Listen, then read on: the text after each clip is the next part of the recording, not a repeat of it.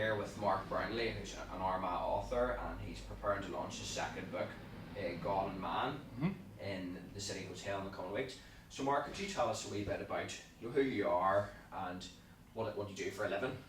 Yeah, so I'm Mark Brownlee. I just live outside the city, close to Moy, and I am a peer support worker in the Southern Trust. And so I'm sort of based Daisy Hill, that direction, sort of community mental health, work with all the CPNs and social workers. And yeah, I've come out with another book. Last year's book was on mental health, and this one's kind of really on something else quite close to me. It's about my faith. So it's kind of it's fictional. It's sort of taking 17 short stories on the Bible and just putting them together to sort of cover the kind of the main narrative of the Bible from sort of the start to the resurrection of Jesus. So yeah. Yeah, I suppose bringing back to your last book, Manic, you spoke before about sort of the struggles you went through in your life and what inspired you to write that book. Could you tell us a wee bit about that book, and what your influences were on it? You mean Manic? Yeah. Yeah, so it was my own experience with mental health. So I was admitted into Bluestone this Christmas Day 2014, and I was kind of in and out, but I kind of was eventually discharged for good in May 2015. So it was quite a very, very traumatic experience for me. Obviously, my diagnosis is bipolar disorder, so I was in a very kind of manic state when I was in hospital, and other times I've been unwell. When at university, I've experienced depression, but for something, I think it was probably a few years after, I realised there was a story kind of from that I could write something about that. So some people think of writing a memoir. I didn't really want to go down the memoir. I want to kind of sort of embellish it and sort of change it around a little bit. I suppose that's why I went for a novel instead. So it's a young adult novel. My elevator pitch for that book would have been, it's a teen romance set in a psychiatric hospital. So it's kind of using my own experience with psychosis to sort of inform a story that is kind of believable, obviously, for somebody that would have went through something similar to myself. So yeah, that's kind of really what I would have said about the first book. Yeah, and for your next book that you're launching in a few weeks' time, you've sort of took a wee bit of a different focus. I know Manic, there's a fiction element to it, but it was inspired by your experience. Yeah. Is for your new book, it focuses on your Christian faith. Are you going entirely down just telling the stories of the Bible, or what way are you working it? I mean, obviously, you're always going to include your own experience to inform when you're writing anything, really, I suppose. But yeah, I think I would look kind of more to the stories themselves, but just kind of give a bit more meat to certain stories. So I think one of the stories I have, to give an example, would be this one called Jericho. And it's about the guy that the tax collector calls Zacchaeus. And I think a lot of people will read the kind of the story in the Bible and sort of say, well, this guy's really small, and obviously Jesus loved him because he's a small guy and he felt sorry for him. But the point of the story is to sort of suggest that actually this guy was a horrible man. He was a tax collector. He really was horrible. People just sort of steal their money, and he's a nasty piece of work. And so I'm trying to say through whatever in the story that actually, give a bit more of a cultural context, that Jesus actually loves people that actually are a bit messed up. So yeah, there's a kind of different approach in each story, and kind of how I kind of try and say something different in each story. And a lot of the New Testament kind of stories that I include are from a kind of minor characters, like Zacchaeus, but then Jesus sort of comes in at the end. So it's kind of trying to sort of see things from a different point of view, a different angle. So the penultimate one is Calvary, and it's really about the two men on the cross, the two thieves on the cross, and one was penitent and the other wasn't. So it's kind of looking from their point of view about how they kind of saw Jesus at the time. So yeah, it's as I say, you're using your own experience, but I suppose I was inspired by other writers kind of within that genre. So my biggest inspiration probably would be this guy called Walter Wangerin. He's a Lutheran pastor in America, but he wrote the entire Bible as a novel. So it's a huge book, but it's interesting because a lot of people find the Bible boring because there's other chronologies and different stuff and things that just doesn't seem to be very attractive. So he tried to kind of create a kind of narrative from Abraham to Jesus. And so I read that and thought, this is great, I want to do something similar. And that's kind of what inspired me to write this book. I think initially it was very much just trying to pick out bits he didn't cover. But then I found I was just writing a lot of obscure stuff, which I didn't think anybody found very interesting. So I kind of then decided, I need to pick out stuff that people will be familiar with. So one of my favourite stories is actually Goliath. So it's like telling his story. So obviously when we read the Bible, we think more about David's point of view, and obviously he's the good guy, Goliath's the bad guy. But I still wanted to see, well, what was Goliath thinking before he kind of fought David? What was going through his mind? So that's kind of really what the story Goliath is about. And the first story is the Garden of Eden. But again, I want to have a different point of view. I think that's probably the main thing. I just kind of wanted to see these kind of different Bible stories, familiar Bible stories that probably a lot of people would know, but from a different point of view, a fresh point of view. So the first one's from Eve's point of view rather than sort of Adam or from God's point of view. So it's kind of trying to show what it must have been like for someone to just happen to exist and had no real kind of recollection before big existing. So it's kind of an interesting experience for her to sort of think to herself, oh, I've just existed now, what's happening? So I sort of played around with that in the first story. So yeah, but that's basically what I'm trying to do with this book. Yeah, so you're taking the well-known Bible stories and sort of putting the perspective, maybe the lesser-known perspective on them. Yeah, absolutely. Mm-hmm. And I suppose a bit about the book, I know you've said that the motivation sort of behind you writing it is your own Christian faith. Could you tell us a wee bit about that and how that brought you to this point of writing the book? I think every writer, has to need something to write about. Obviously, it's stuff that's close to their heart. Faith has always been a big thing for me. I was always kind of raised in a kind of religious background. I always went to church, went to all the youth activities growing up in church as well. So I kind of went to Sunday school and so I had a good knowledge of the Bible. So it was kind of all there. And so I just thought, well, you write what you know, essentially, is what to say, So I just thought that's kind of what I know quite a lot, obviously. So I went down that line. But yeah, I think faith, as I said, is very, very important to me.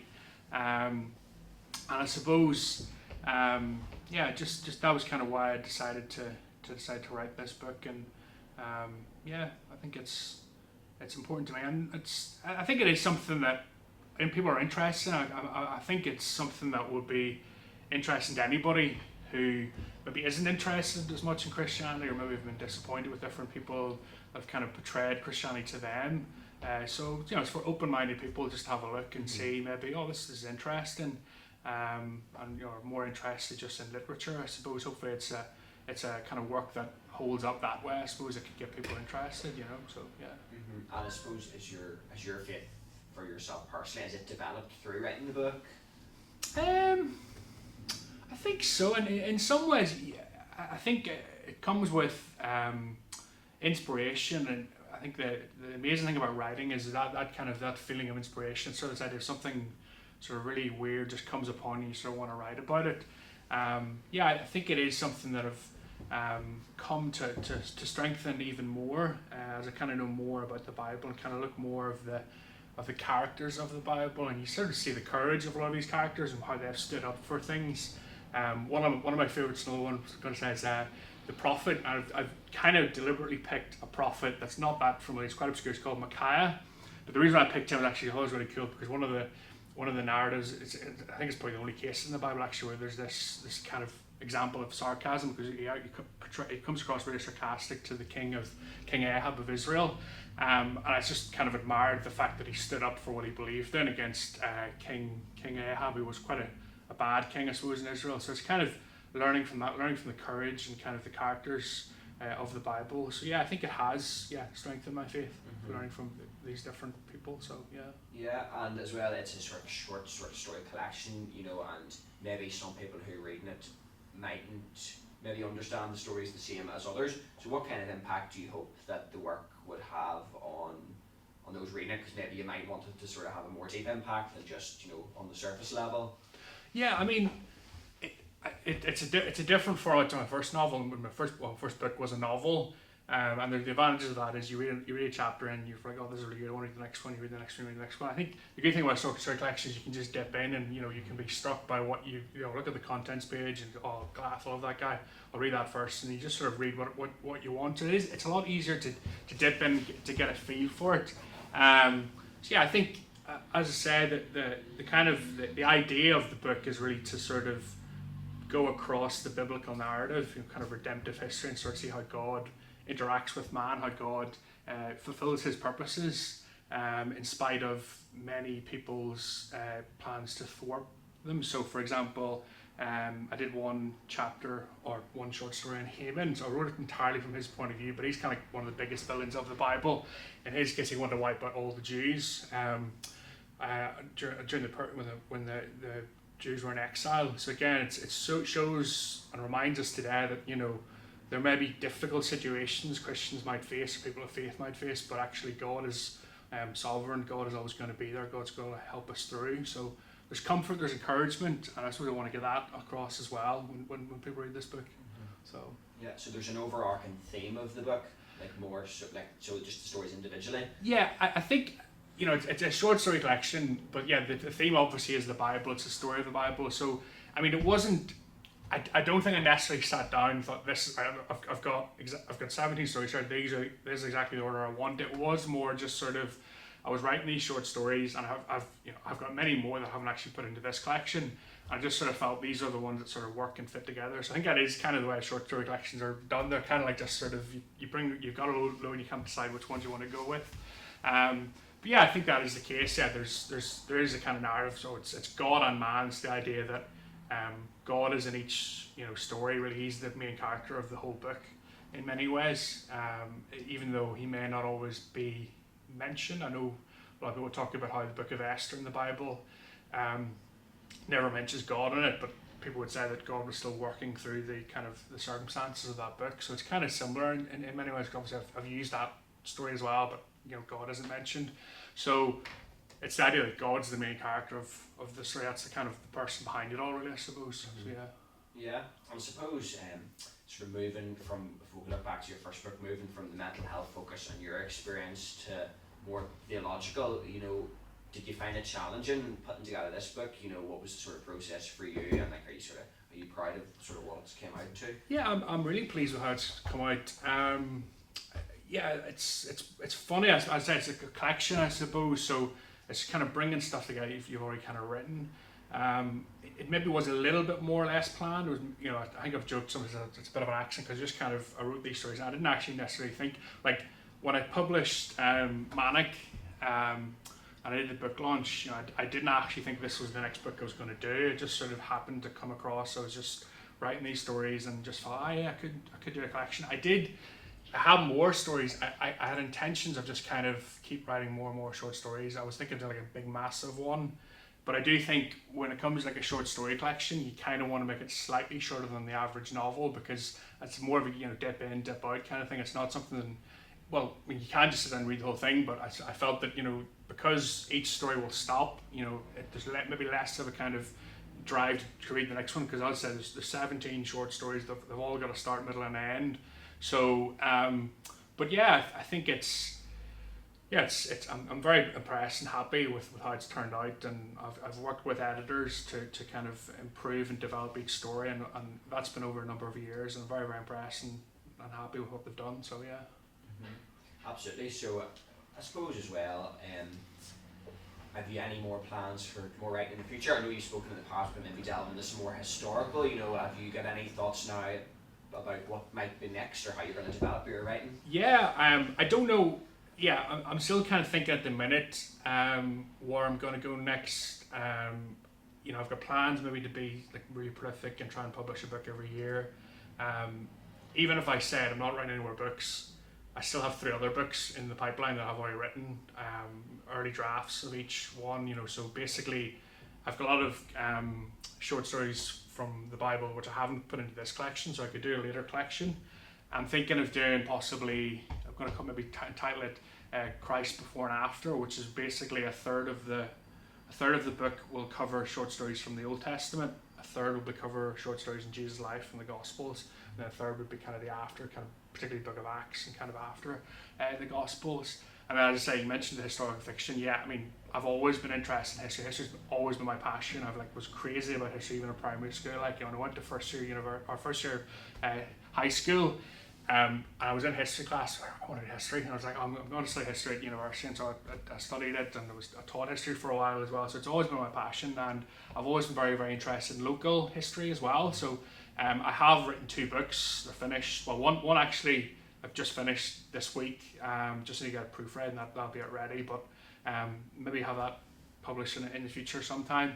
And that's on, well, I've got 2 books, both on the Armagh disturbances in sort of 1780, 1790. So it's around the time of the United Irishman Rebellion, and also the Battle of Diamond and the formation of the Orange Order. So the first book, which I'll come out with first, is kind of from the defender point of view. So that'll be the Catholic fraternity that was set up at the time. And then the second book will be on the formation of the Orange Order. So yeah, it's very, very interesting. At least I think it's very, very interesting.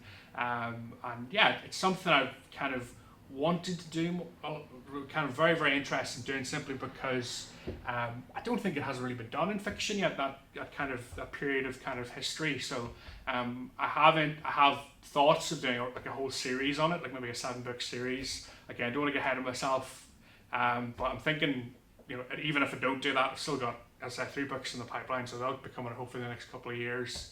As I said, writing more. I'm thinking about writing another book next year on the United Irishman, but like kind of the connection to Armagh. So the United Irishman really, if you're talking about Northern Ireland, it would have really only affected County Antrim and County Down. But my connection with Armagh is the fact that my church, the minister of our church at the time, 1798, was called Moses Hogg, and he was arrested by John Gifford, the head of militia, and he was arrested because of his support for the Irishman. So I feel like I could sort of have a fictional character kind of from my church who was kind of in favour of what he was doing, and maybe was more involved in the other events in sort of Antrim and Down. But yeah, that's kind of what I'm thinking about doing. I don't know what the plan is, whether to do something different, but that's kind of in my mind at the minute. We'll see how we get on with this book and the book launch and everything, but it's something I have in mind for the future. So yeah.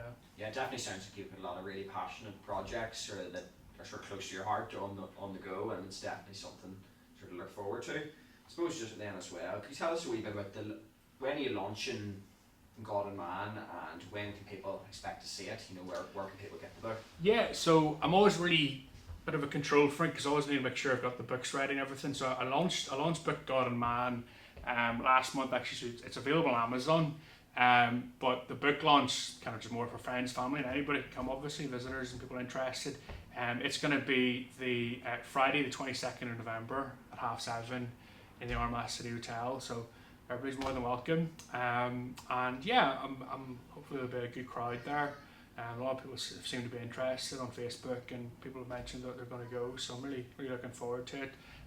The format will be Rachel Toner will be interviewing me. I'll read a chapter, the first chapter, I'll probably read Eve, the first chapter, or the first short story, and then Rachel Toner will just probably give me a bit of an interview to see her sort of point of view. She's got a English literature background, so she'll probably get really into the sort of the writing process and different things as well, actually, and then it'll be tea and coffee afterwards. So yeah. Well, yes, no, that's great to hear about the book launch, and best of luck, Mark, going forward, and we're looking forward to sort of hearing from you again and any projects you've got in the pipeline. Yeah.